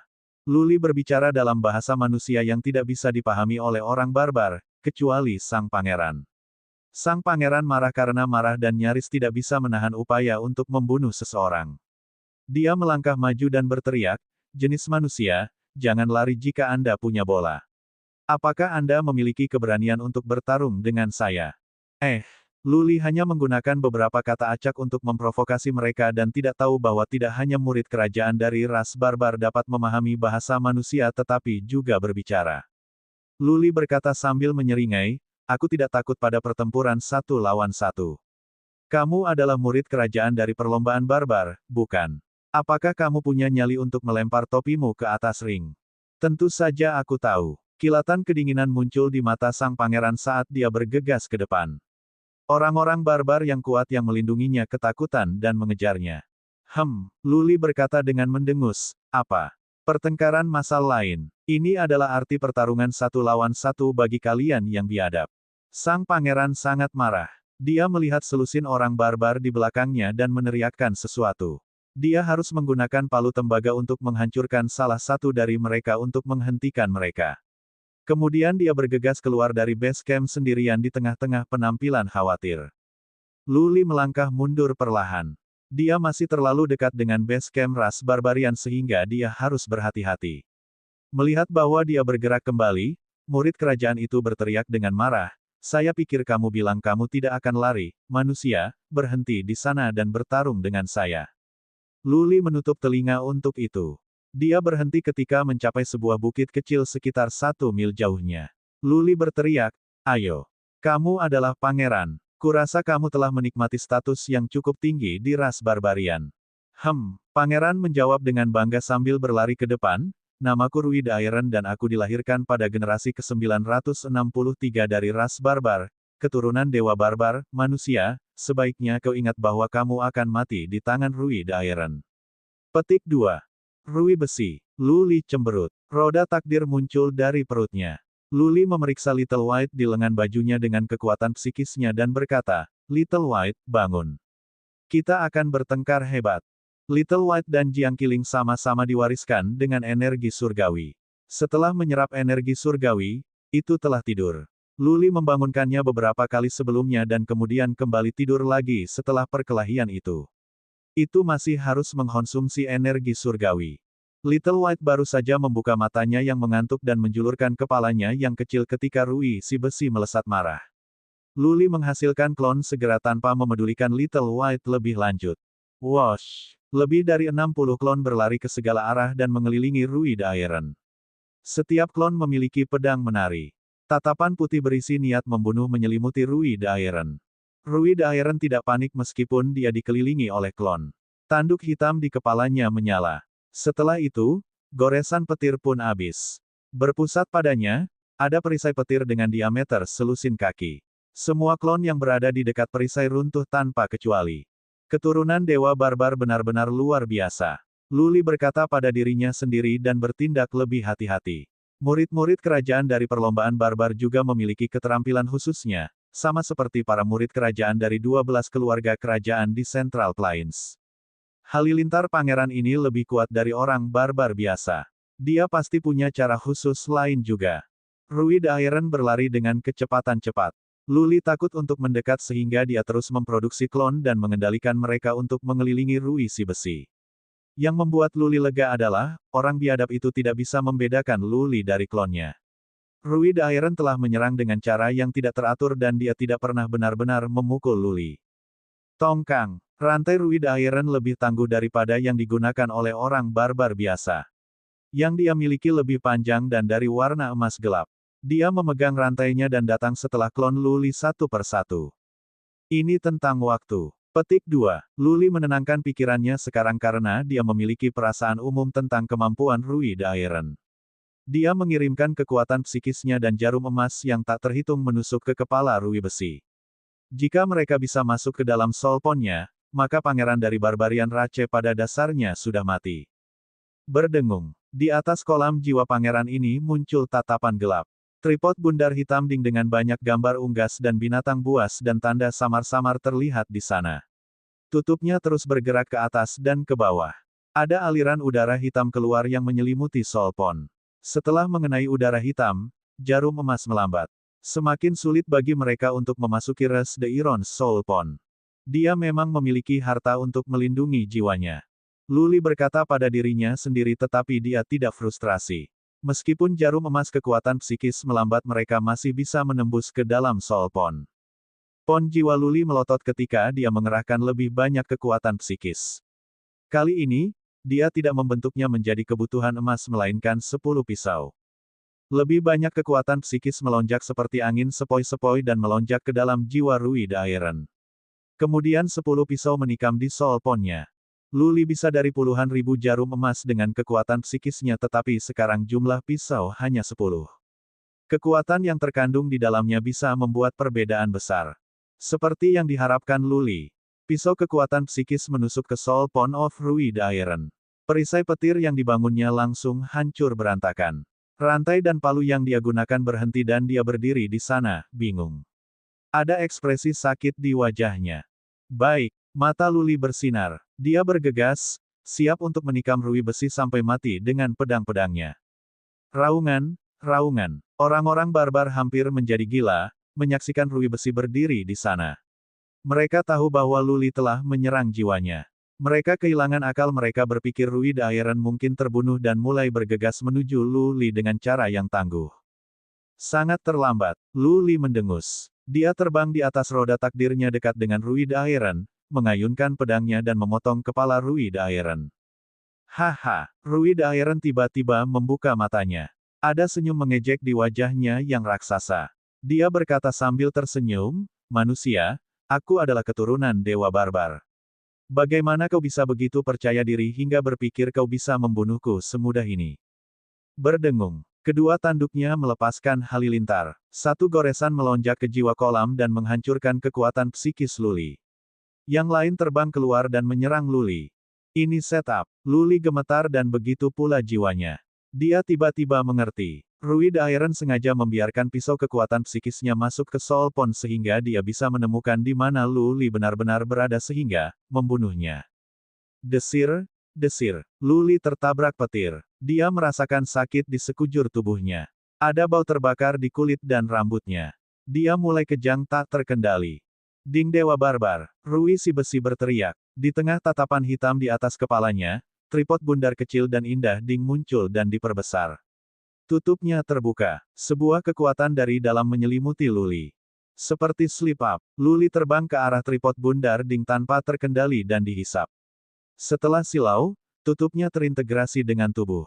Itu menyusut dan terbang kembali ke tangan Rui si besi. Hahaha, Rui the Iron tertawa. Dia berkata dengan arogan, semua orang mengatakan bahwa kita orang barbar dikembangkan dalam tubuh kita tetapi bukan otak kita. Jika itu benar, kita akan mati. Bagaimana kita bisa menyatukan tanah utara barbar? Manusia Pang, kau salah meremehkan kami. Petik 2. Bab 509, Ding Dewa Barbar. Orang-orang terkenal harus memiliki pembelajaran nyata. Ungkapan ini masuk akal. Seseorang harus memiliki beberapa keterampilan unik atau sarana untuk memiliki ketenaran, sesuatu yang bisa membuatnya menonjol di antara orang banyak. Bagaimana lagi orang mendapatkan reputasi? Masyarakat tidak bodoh. Demikian pula, ras barbar telah menjadi penguasa tanah utara barbar selama ratusan ribu tahun. Ras manusia memiliki beberapa pejuang yang dipilih dalam sejarah, tetapi tidak satupun dari mereka yang membuat ras barbarian punah. Perlombaan barbarian kuat. Luli melangkah ke dalam perangkap. Dia berpikir bahwa ras barbar sama dengan ras mamut dan ras titan yang memiliki kekuatan lebih dari otak dan tidak tahu trik. Dia telah belajar pelajaran dari Rui the Iron. Faktanya, Rui the Iron telah memulai plot dari awal. Dia telah bertindak dengan cara yang keras dan impulsif untuk memikat Luli yang langsung masuk ke dalam perangkap tanpa berpikir dua kali. Aku seharusnya melihat ini datang. Luli disimpan di dalam ruang dengan dinding yang tidak bisa ditembus, merasa menyesal. Dia seharusnya tahu lebih baik. Ketika dia bergegas keluar dari Tower of Delicacy, ras barbar tetap diam, yang tidak konsisten dengan perilaku ras dengan pikiran sederhana. Jika ras barbarian benar-benar berpikiran sederhana saat mereka muncul, mereka akan segera datang ke Luli. Di dalamnya gelap gulita, Luli menggunakan kekuatan psikisnya untuk memeriksa dan menemukan dirinya di ruang kecil dengan radius kurang dari 500 kaki. Tidak ada apapun di dalam. Itu lebih seperti oven untuk alkimia. Tongkang, Luli meretas tembok besi dengan senjata surgawi. Terdengar bunyi meredam dan beberapa kilau tetapi tidak ada satupun retakan atau bahkan satu tanda pun tertinggal di dinding. Apakah ini relik kuasi? Pikiran Luli terbebani dengan kecemasan. Dia telah menggunakan kekuatan penuhnya dan memegang artefak kelas Suan Suci, namun dia tidak bisa memecahkan dinding ini sedikitpun. Hanya kuasa relik yang bisa sekuat ini. Boom, boom, boom. Luli meretas tembok itu lagi dan lagi, tanpa celah. Dia menyingkirkan pedangnya. Menjangkau tangan kanannya, dia menggaruk dinding besi dengan cakar darahnya. Desir, suara keras keluar, berkilau tumpah di mana cakar darah itu. Namun, dengan rune samar terlihat di dinding besi, itu utuh. Aku dikutuk. Luli menghela nafas. Cakar darahnya pada dasarnya bisa menghancurkan segalanya. Tak perlu dikatakan, ding tripod bundar ini adalah relik kuasi. Rui of Iron mengatakan bahwa ini adalah ding dari Dewa Barbar. Karena itu berhubungan dengan dewa, kuasa relik adalah satu-satunya penjelasan yang masuk akal. Berdengung. Tepat pada saat itu, dinding, langit-langit dan lantai menyala. Banyak rune melotot dan gelombang ki dan energi yang tak terkatakan menyebar. Luli berdiri di tengah lantai. Menatap langit-langit, dia merasa frustrasi. Energi datang dari atas dirinya. Itu sama mengerikannya seperti langit akan menimpanya dan menggilingnya. Mencicit, mencicit. Little White menyelinap keluar dari lengan bajunya dan berdiri di bahunya. Mata kecilnya dipenuhi dengan kebingungan. Luli membangunkannya ketika mereka berada di luar dan itu disedot sebelum itu bisa melakukan apa saja. Swiss. Tutupnya menyala terang. Energi menjadi lebih menindas dan mengintimidasi. Beberapa busur listrik terlihat samar-samar. Tutupnya seperti awan gelap tempat guntur akan segera habis. Guntur. Luli akhirnya tahu apa kekuatan yang dimiliki ding dari Dewa Barbarian ini. Ketika itu menyedot orang, itu akan mengeluarkan guntur dan membunuh yang di dalam. Seberapa mengerikan kekuatan relik kuasi. Pohon willow dalam vas milik Ji Mengtian bisa menari-nari dan membunuh ras alien itu. Kekuatan kuasa relik harus dihormati. Luli bahkan tidak memiliki baju zirah kelas suci. Dia tidak bisa selamat dari guntur hanya dengan mengandalkan kekuatan fisiknya sendiri. Dia tidak begitu percaya diri.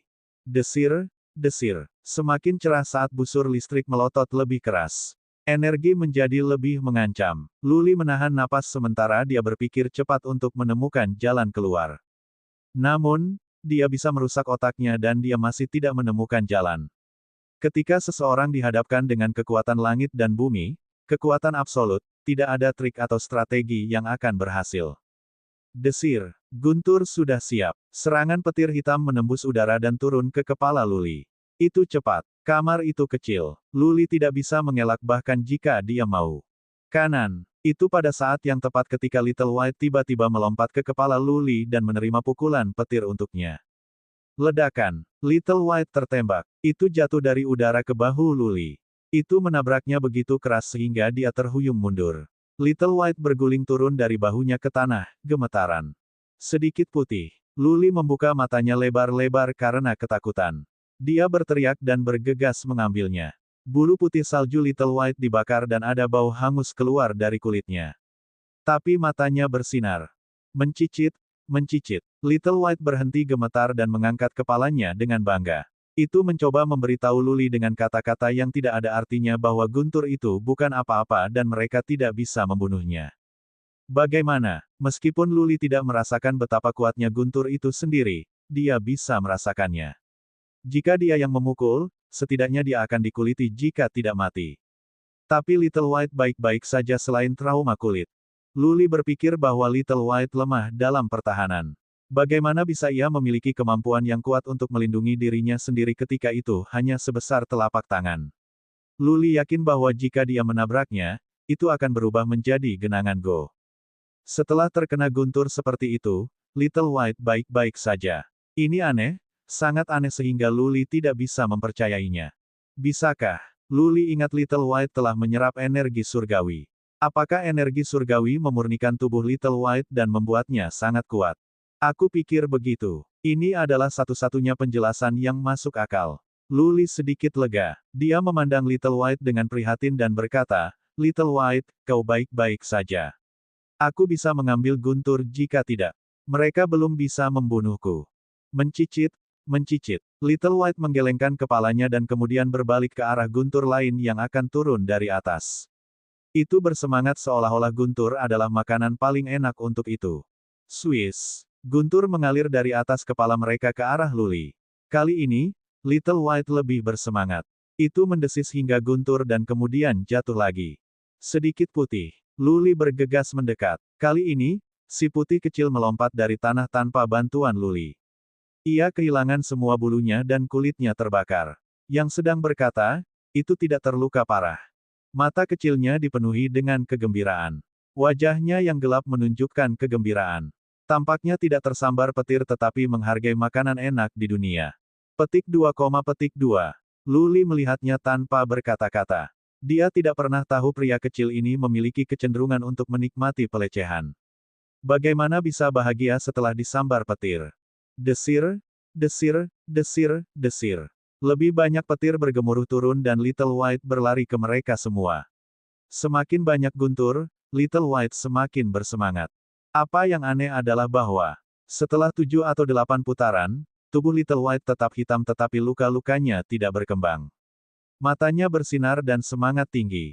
Binatang seperti apa ini? Luli bukan satu-satunya yang terkejut oleh Little White. Rui si besi yang memegang Ding Dewa Barbar juga terpana.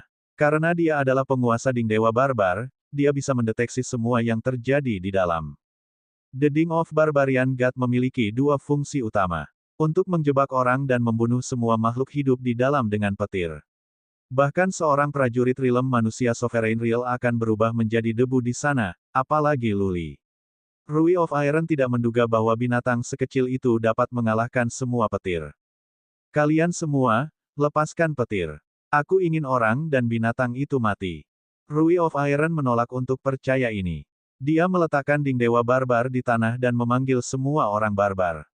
Dia ingin mereka semua melepaskan petir mereka untuk meningkatkan kekuatan Ding Dewa Barbar. Dia percaya ratusan bahkan ribuan goresan petir bisa meledakkan Luli dan Little White menjadi debu. Bab 510, Keluar dari Kesulitan. Di tanah terbuka di sebelah timur markas balap barbarian, tripod berbentuk bulat kecil diletakkan di tanah. Lebih dari 2.000 orang barbar berdiri di sekitarnya. Karena mereka semua berdiri di sekitar tripod ding, lingkaran itu besar. Pada saat ini, dari tanduk semua orang barbar, ada tatapan hitam. Garis-garis busur listrik menembus udara dan dibuang ke ding dewa barbar.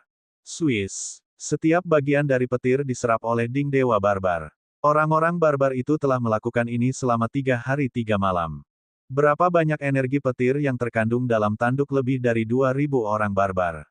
Begitu banyak energi petir melonjak ke dalam ding dewa barbar yang mengubah energi dan menggunakan petir yang disempurnakan untuk menyerang makhluk di dalam selama 3 hari penuh.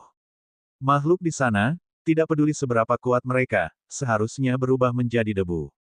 Sebaliknya, orang dan binatang kecil itu hidup dan cukup sehat. Petir bergemerincing di sekitar tutupnya. Setiap lapisan petir mengerikan yang mengalir turun dihentikan oleh Little White. Little White melompat-lompat di udara. Begitu petir jatuh, ia akan melompat maju untuk menemui petir. Setiap saat, Little White akan jatuh. Tetapi setelah berguling-guling di tanah beberapa kali, ia akan pergi dan menyapa petir lain seolah-olah tidak ada yang terjadi. Selama beberapa hari terakhir, petir telah tumbuh jauh lebih kuat dibandingkan dengan awalnya. Begitu banyak orang barbar telah mengucur energi para guntur, yang darinya ding dari dewa barbar telah mengumpulkan sejumlah energi yang mengerikan. Mungkin petir telah mencapai kondisi maksimal. Jika Luli yang diserang, dia akan terbakar. Luli duduk dengan kaki bersila di tengah ding dewa barbar. Dia memandang Little White yang melompat-lompat bahagia. Tapi senyum pahit naik ke wajahnya. Little White bisa selamat dari halilintar itu, tetapi dia telah berpikir selama 3 hari 3 malam tanpa sampai pada solusi. Ding dewa barbar ini seperti sel terkutuk tanpa pintu atau jendela. Dia tidak bisa pergi dari atas atau menggali lubang dari lantai. Dia telah menghancurkan otaknya, namun dia tidak bisa memikirkan jalan keluar. Petir tidak bisa membunuhnya dan Little White, yang sedang berkata, mereka tidak bisa keluar sekarang. Setelah setengah tahun, Rui Dairen akan membawa Ding Barbarian God bersamanya saat meninggalkan medan perang kecil. Pada saat itu, kematian masih menjadi satu-satunya akhir yang menunggunya dan si putih kecil.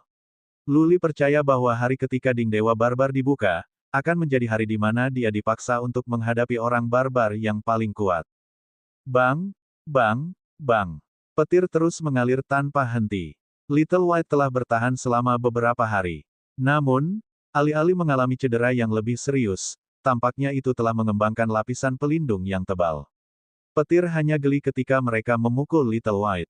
Mata kecilnya dipenuhi dengan cahaya kegembiraan. Ada beberapa cahaya yang menyilaukan di matanya dan kadang-kadang, 1 atau 2 pola misterius akan muncul, yang memberinya tampilan yang cukup menakutkan.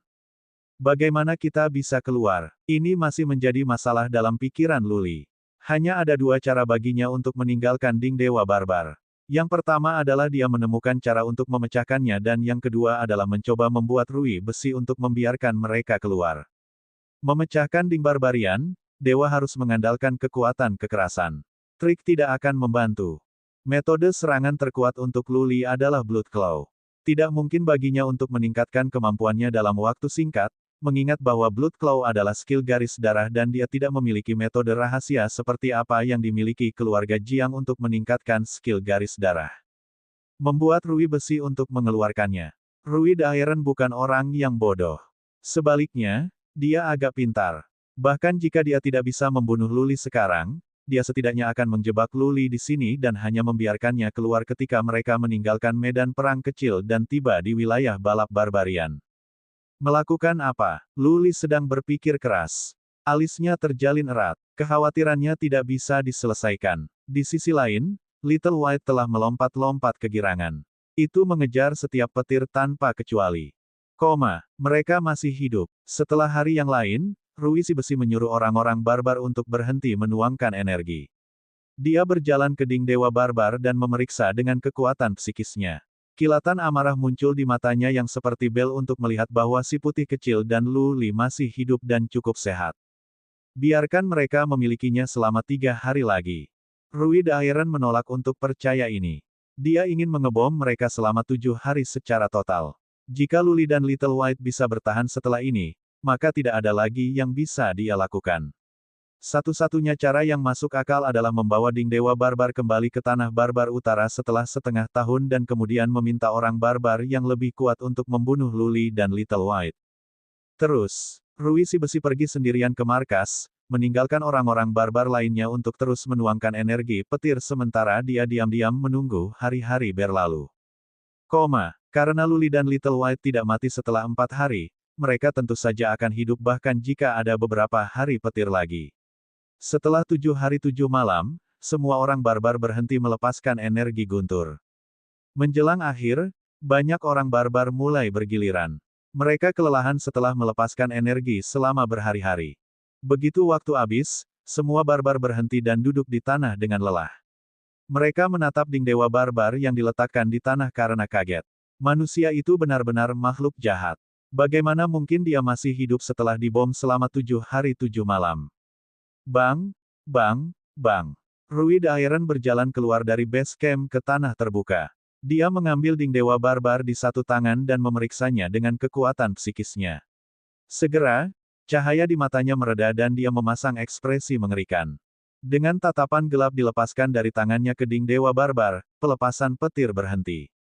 Semuanya tenang. Rui the Iron menyerah pada gagasan pemboman Luli dan Little White sampai mati.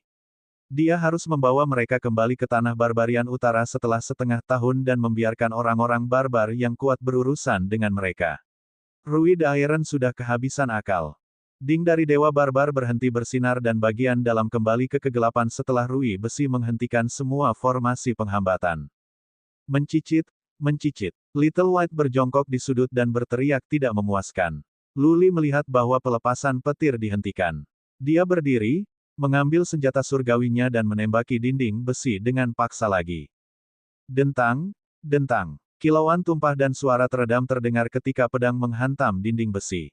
Tapi dindingnya tidak tergores sedikitpun. Tidak ada tanda yang tersisa. Luli memegang senjata surgawi dengan marah dan meretas beberapa kali. Kemudian dia melompat dan menghancurkan tutupnya. Tidak ada yang terjadi. Tidak ada yang bermanfaat.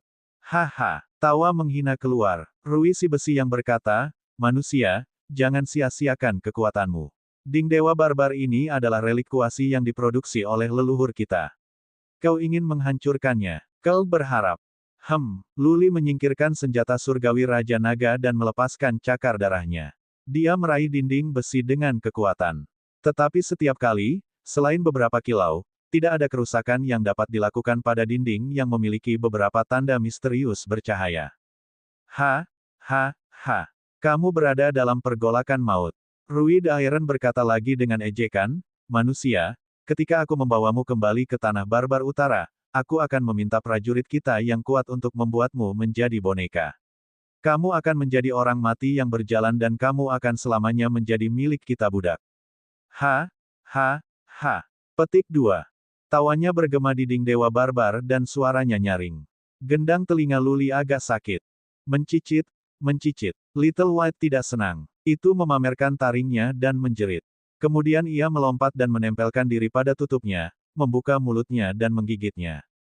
Apa yang terjadi selanjutnya mengejutkan Luli dan Rui si besi. Seberapa tangguh tutup Ding Dewa Barbar.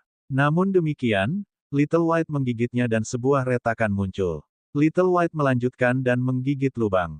Desir, desir. Tutupnya menyala. Ada beberapa busur listrik yang bersinar, tetapi segera mati, menjadi semakin gelap. Itu mengagumkan. Mata Luli berbinar. Dia menendang mundur ke tanah, melompat dan menghancurkan tutupnya dengan tinjunya. Ledakan. Tutupnya hancur. Ding Dewa Barbar membesar dan Luli terbang keluar seperti naga yang marah. Bab 511, lebih baik seekor anjing hidup daripada seekor singa mati. Luli selalu tahu bahwa gigi Little White tajam, bahkan yang paling tajam yang dia lihat mengingat bahwa itu bisa menggigit roda nasib berlapis 5.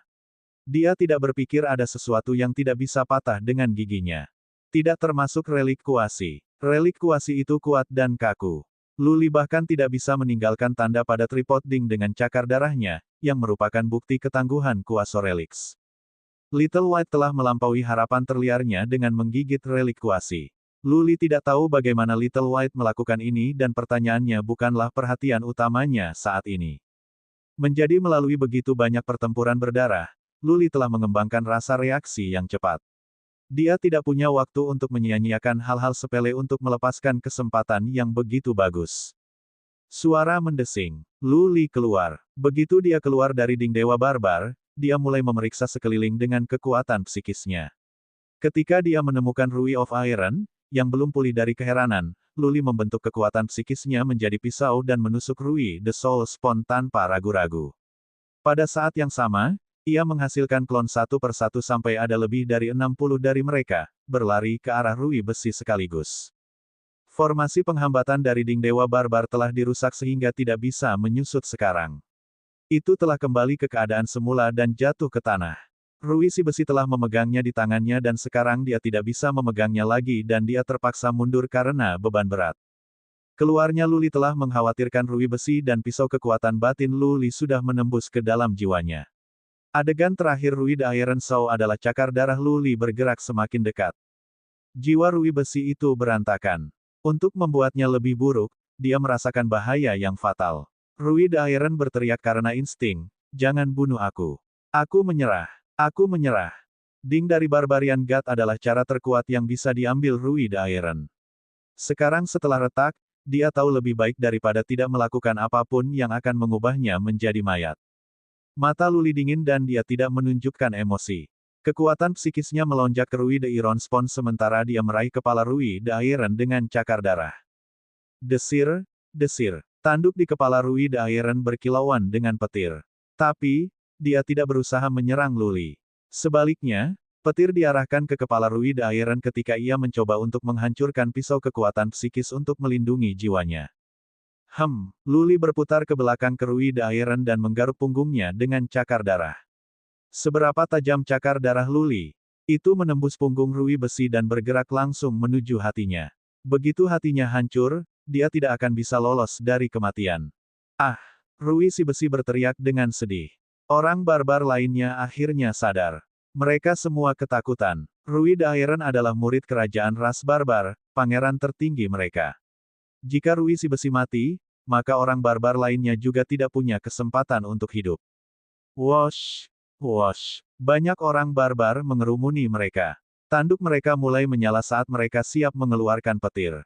Mereka mungkin tidak bisa membunuh Luli, tetapi mereka setidaknya bisa menghentikannya membunuh Rui besi. Kalian semua, berhenti. Rui si besi menjerit. Harus diakui, dia adalah pria yang cerdas. Jika orang barbar ini mengambil tindakan, dia tidak akan memiliki kesempatan untuk hidup. Bahkan sebelum petir mencapai Luli, hati Rui si besi akan hancur. Pada saat kritis itu, Rui the Iron melihat Ding besar dewa barbar itu. Dia punya ide dan berteriak, "Manusia, jangan bunuh aku. Aku akan memberikan Ding Barbarian God kepadamu. Aku bisa memperbaikinya untukmu selama kau tetap hidup. Aku bisa memberimu kuasa relik yang utuh." Petik 2. Cakar darah Luli telah tiba di hati Rui si besi. Luli hanya bisa meningkatkan kekuatannya sedikit demi sedikit dan menghancurkan hati besar itu. Tapi dia tertarik dengan kata-kata Rui the Iron. Itu adalah relik kuasi. Jika dia bisa mendapatkannya, dia akan menjadi jauh lebih kuat dalam pertarungan. Dia telah melihat secara pribadi kekuatan Ding dari Dewa Barbar. Prajurit Real Sovereign manusia rata-rata akan dibom sampai mati ketika disedot. Mata Luli berkedip dan dia membiarkan kekuatan psikisnya terkunci pada Rui the Iron. Jika yang terakhir berani memiliki sesuatu di lengan bajunya, Luli akan segera menghancurkan hatinya. Setelah beberapa pertimbangan, Luli berteriak, "Suruh semua orang barbar untuk mundur sejauh 30 mil, semuanya." Rui si besi senang mendengar ini. Pilihan tindakannya ternyata benar. Jika dia menyerang Luli dengan petir atau tidak menghentikan orang barbar lainnya untuk melakukannya, dia akan terbunuh sekarang. Rui si besi berteriak. Orang barbar lainnya ragu-ragu hanya sesaat sebelum mereka pergi sampai semua orang pergi. Rui the Iron telah menunjukkan ketulusannya. Dia berkembang baik di otot dan otaknya dan juga takut mati. Dia tidak keberatan perdarahannya kembali dan tidak berani bergerak kecuali untuk mengatakan, "Oke, manusia, teman-temanku sudah tiada. Aku bisa memberimu relik kuasi dan yang kuinginkan hanyalah tetap hidup." Luli menatap ke arah tripod bundar Ding dan tutupnya dengan lubang yang dibuat Little White. Dia bertanya dengan cemberut, "Relik kuasi itu rusak. Bagaimana kamu bisa memperbaikinya? Juga, Ding Dewa Barbar ini dihargai di perlombaan barbarmu. Apakah kamu benar-benar mau memberikannya kepadaku? Haha, Rui si besi memaksakan senyum dan berkata, jika kamu membunuhku, kamu masih akan memiliki Ding Dewa Barbar. Tak satu pun dari orang-orangku yang akan bisa membunuhmu. Karena ditakdirkan bahwa itu akan menjadi milikmu, aku mungkin sama seperti baik perdagangan hidupku dengan itu. Relik kuasi seperti ini, kita punya pasangan lagi. Aku hanya akan dihukum karena kehilangan yang satu ini ketika aku kembali tapi aku tidak akan dihukum mati.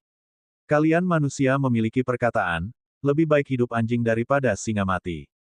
Hidup memberi Anda harapan, bukan? Petik 2. Luli memikirkannya dan menganggapnya masuk akal. Orang barbar ini dengan anggota tubuh yang berkembang sangat sensitif. Dia adalah sesuatu. Luli merenungkan hal itu dan bertanya lagi, bagaimana kamu akan memperbaiki Ding Dewa Barbar ini? Jika kamu berani berbohong padaku sedikit saja, kamu bisa pergi dan bersatu kembali dengan leluhurmu. Luli telah menjaga kekuatan psikisnya pada Rui the Iron yang tahu betul bahwa satu kata salah atau pindah darinya akan berarti bahwa dia benar-benar bisa berakhir dengan Dewa Barbar di dunia bawah. Sambil mengambil napas dalam-dalam, Rui the Iron berkata, jika itu tubuh Ding dari Dewa Barbar yang telah rusak, maka tidak ada seorang pun di antara generasiku, bukan aku dan bahkan ayahku tidak dapat memperbaikinya. Tapi itu hanya penutupnya. Ada hal-hal yang dapat saya lakukan. Saya membawa serta materi untuk melakukan perbaikan. Dapat diperbaiki setelah disempurnakan dengan petir selama sehari. Petik 2. Aku ingin memberitahumu. Rui the Iron melanjutkan setelah jeda, aku bisa memperbaiki Ding Dewa Barbar untukmu. Namun, aku ingin kamu mengambil sumpah darah surga balik. Ketika aku memberimu Ding yang diperbaiki dari Dewa Barbar, kamu tidak boleh membunuhku, saya berjanji kepada Anda bahwa mulai sekarang, saya tidak akan pernah meninggalkan markas kami. Ketika waktunya tiba, kami akan segera kembali ke tanah utara Barbarian. Surga membalikkan sumpah darah adalah yang terburuk dari semua, terutama bagi manusia. Orang tidak bisa mengambil sumpah secara acak kapan saja. Pelanggar sumpah akan menerima hukuman dari Kaisar Langit terbalik dan berubah menjadi abu. Membunuh Rui the Iron bukanlah prioritas. Jika Luli bisa mendapatkan relik kuasi, tidak apa-apa membiarkan Rui besi pergi. Apa yang Luli takutkan adalah jebakan yang dibuat oleh Rui the Iron. Bagaimanapun juga, orang barbar ini lebih pintar dan lebih jahat dari manusia pada umumnya. Luli berpikir sejenak dan berkata, lepaskan koneksi spiritual Anda dengan Ding Dewa Barbar terlebih dahulu. Saya akan mengambil alih kendali. Anda harus berada 30 mil jauhnya dari sini ketika Anda melakukan perbaikan dan tidak ada barbar di dalam radius 30 mil. Plus, aku akan membiarkan Little White menyelinap ke dalam tubuhmu. Jika kamu melakukan sesuatu, Little White akan menghancurkan hatimu sekaligus. Jika kamu menyetujui persyaratan, aku akan membiarkan kamu hidup. Petik 2. Rui the Iron berjuang sesaat sebelum dia berkata sambil menggigit giginya, Deal.